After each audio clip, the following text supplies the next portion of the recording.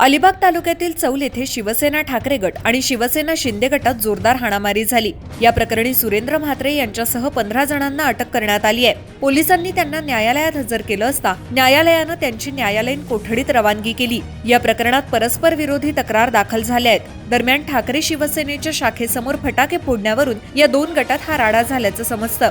शिवसेना शिंदे गटाचे उमेदवार सचिन राऊळ यांनी ठाकरे गटाचे जिल्हाप्रमुख सुरेंद्र म्हात्रे यांचा पराभव केला। विजयानंतर शिंदे गटाचे उमेदवार सचिन राऊळ चौल येथे जात असताना ठाकरे गटाच्या एका कार्यकर्त्यानं त्यांच्या गाडीवर हल्ला केला। महिला कार्यकर्त्यालाही मारहाण करण्यात आल्याचं तक्रारीत म्हणण्यात आलंय। ठाकरे गटानं केलेल्या तक्रारीत चौल तुलाड देवी येथे असलेल्या ठाकरे गटाच्या शाखेसमोर शिंदे गटाच्या कार्यकर्त्यांनी फटाके वाजवण्याचा प्रयत्न करून वाद निर्माण केल्याचं म्हटलंय। आनंदोत्सव साजरा करा पण मुद्दामहून आमच्या शाखेसमोर फटाके वाजवू नका, पुढे जाऊन लावा असं ठाकरे गटाच्या कार्यकर्त्यांनी सांगितलं। यावरून दोन गटात वाद झाल्याचं सांगण्यात येत आहे। कार्यकर्त्यांमध्ये वाद सुरू असताना सचिन राऊळ घटनास्थळी पोहोचले। ते चौल येथे मंदिरात देवदर्शनासाठी जात होते, मात्र वाद पाहून त्यांची गाडी थांबली होती। याच वेळी ठाकरे गटाच्या कार्यकर्त्यांनी पाठीमागून त्यांच्या गाडीवर हल्ला केला। याचं चित्रणही गाडीच्या सीसीटीव्ही मध्ये दिसत आहे। यानंतर दोन्ही गटात जोरदार धुमश्चक्री झाली। सोमवारी रात्री सुरू झालेला हा वाद मंगळवारी पहाटेपर्यंत रेवदंडा पोलीस स्टेशनमध्ये धुमसत होता। रायगड पोलीस अधीक्षक आचल दलाल या देखील दाखल झाल्या होत्या।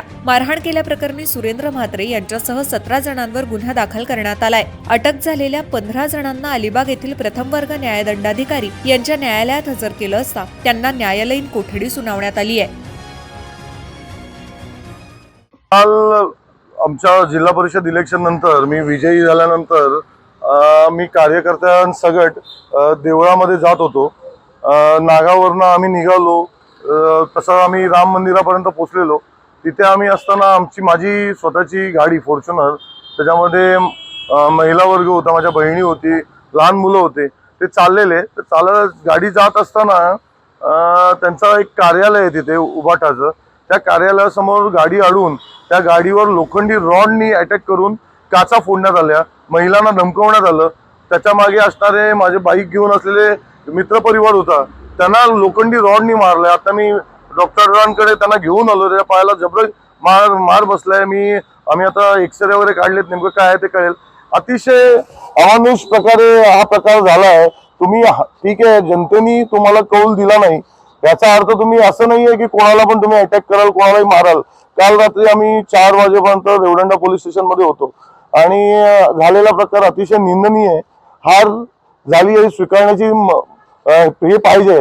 आणि मी अजून एक सांगेन की आत्ताच मी कृषीवल सारख्या पेपरमध्ये बघितलं की त्याच्यामध्ये लिहिलंय की काय कोयते तलवारी घेऊन कार्यकर्ते आलेले।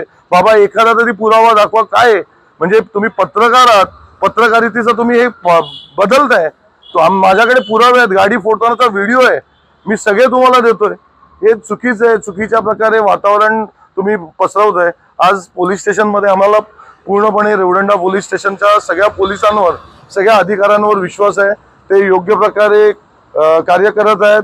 त्यातनं ते नक्कीच जे आरोपी आहेत त्यांना पकडतील आणि योग्य तो न्याय देतील। यूट्यूबवर सुद्धा रायगड टाइम्स सर्च करा आणि पहा रायगडच्या कानाकोपऱ्यातील प्रत्येक बित्तम बातमी। आणि हो, लगेच सबस्क्राईब बटनवर क्लिक करायला विसरू नका। रायगड टाइम्स, आपलं चॅनल, आपला आवाज।